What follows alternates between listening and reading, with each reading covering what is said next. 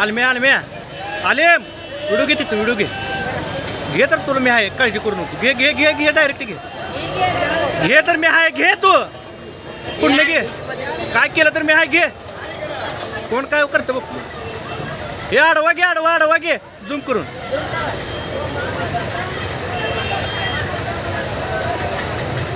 हे झूम कर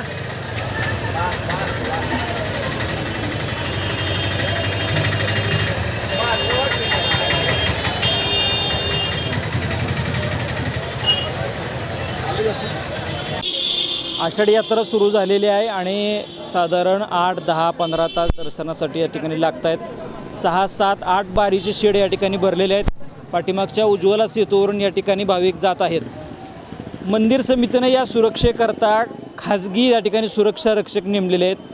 या सुरक्षा रक्षकाने आणि भाविक यांच्यामध्ये वारंवार तक्रारी होत असल्याचा गेल्या अनेक वर्षाचा इतिहास आहे। मात्र याच्यातून मंदिर समितीने आत्तापर्यंत कुठलाही बोध घेतलेला दिसत नाही।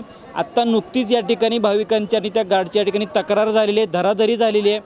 या प्रकाराची सखोल चौकशी तर झाली पाहिजे। मात्र वारंवार अशा घटना लोक दर्शनाला येत आहेत का मंदिर समितीकडून मार खायला येत आहेत हे या ठिकाणी मंदिर समितीने स्पष्ट करणं गरजेचं आहे।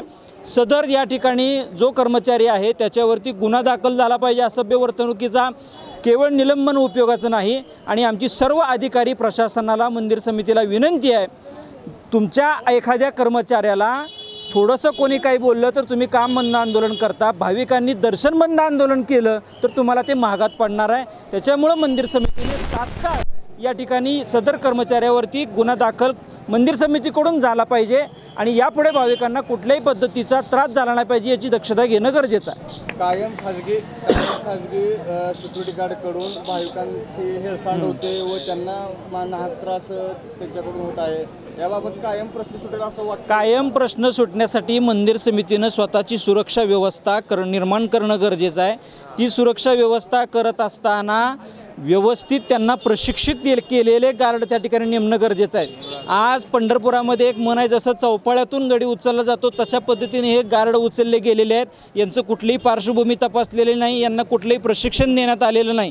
त्याच्यामुळं विना प्रशिक्षण असणारे भाविकांशी असभ्य वर्तन करणारे असे जी गार्ड आहे ते काढले पाहिजे। हा ठेका रद्द झाला पाहिजे आणि मंदिर समितीनं भविष्यामध्ये स्वतःची स्वतंत्र सुरक्षा यंत्रणा जी अधिकृत पद्धतीने पोलिसांच्या मार्गदर्शनाखातीर तयार केली पाहिजे। त्याचं कंट्रोल राहिलं नाही असं वाटतं। मंदिर समितीच्या व्यवस्थापनाचा कुठलाही याच्यावरती कंट्रोल नाही। मंदिर समितीनं मुळामध्ये भाविक प्रथम ही भूमिका धरली पाहिजे। भाविक इथं आले तर या सगळ्या गोष्टीला महत्त्व आहे। तुमच्या दक्षिणा पेट्या भरभरून भरल्या, उत्पन्नाचे आकडे तुम्ही जाहीर करता, पण किती भाविकांना मारहाण झाली, किती भाविकांचे असभ्य वर्तन झालं याचेही आकडे मंदिर समितीनं जाहीर केले पाहिजेत।